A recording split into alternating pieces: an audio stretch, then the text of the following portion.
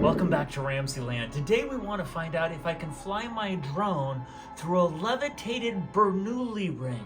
Check this out. For this demonstration, we'll be using our drone that's remote controlled. These are link balloons. We'll use 8 of them with our balloon inflator, and we're using a hairdryer on a stand that's positioned at a 45-degree angle. So the first step is to build your Bernoulli balloon ring by inflating 8 balloons, and you just tie them end to end until you get a nice circle.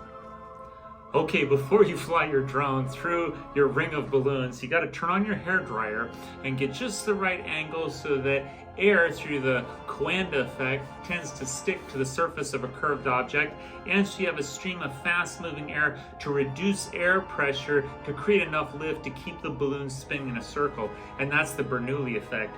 So we're going to turn on our air on high. I'm going to see if we get just the right angle. Kind of put your arm in it to get it started. There we go.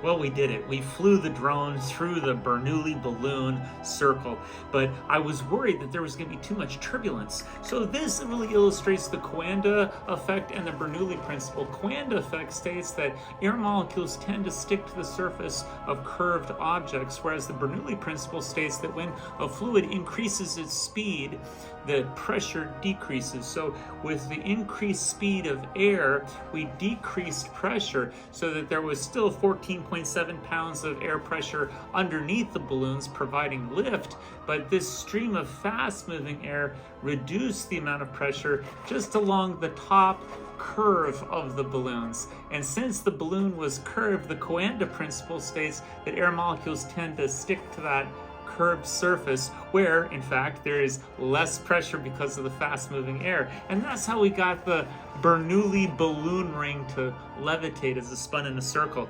And it was interesting that the center of the circle didn't have that much turbulence, and we were able to fly our drone right through the middle. Pretty cool.